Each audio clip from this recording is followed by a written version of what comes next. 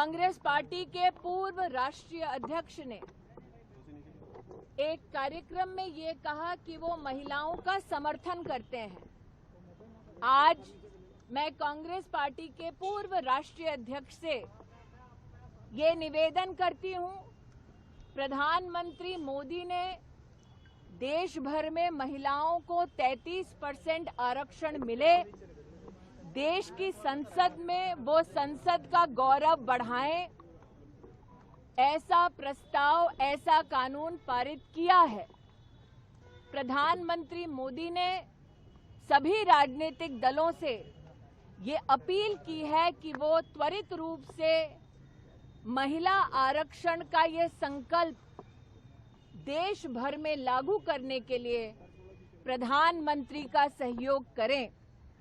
इसीलिए चूंकि कांग्रेस पार्टी के एक अहम नेता ने महिलाओं और महिलाओं के नेतृत्व के समर्थन की बात की है, मैं उनसे कहना चाहती हूं विनम्रता पूर्वक, कृपया प्रधानमंत्री जी की इस मुहिम को कि देश की महिलाओं को संसद में नेतृत्व करने के लिए 33% आरक्षण का बिल त्वरित रूप से लागू हो, इस प्रयास में प्रधानमंत्री जी का सहयोग करें।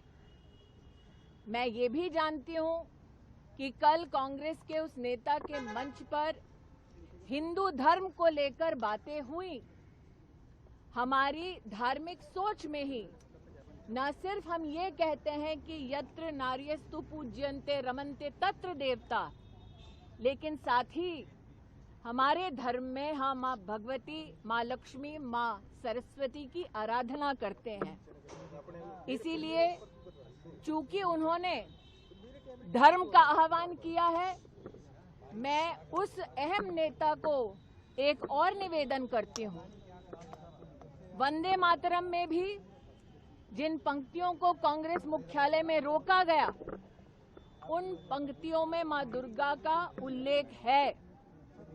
जिस दुर्गा स्वरूपा को हम शक्ति के केंद्र की दृष्टि से उपासना करते हैं, उस दुर्गा मां का जय घोष, वंदे मातरम का पूरा मंचन, पूरा गायन कांग्रेस मुख्यालय में हो, ताकि महिलाओं के प्रति जो उन्होंने रुचि और रुझान दिखाया है, उसको वो कांग्रेस मुख्यालय और संसद में प्रधानमंत्री मोदी के 33% महिला आरक्षण बिल को त्वरित रूप से लागू करने के संकल्प के माध्यम से, जो उन्होंने कहा कल अपने कार्यक्रम में, कांग्रेस के नेता अपने शब्दों को आकार दे सकते हैं, नरेंद्र मोदी के इस संकल्प को अपना सहयोग दे सकते हैं। 1937 में कांग्रेस कह रही थी ये पास हुआ था कि सिर्फ 2 स्टैंजा से वंदे मातरम। देखिए, एक राजनीतिक दल देश की संसद से बड़ा नहीं हो सकता।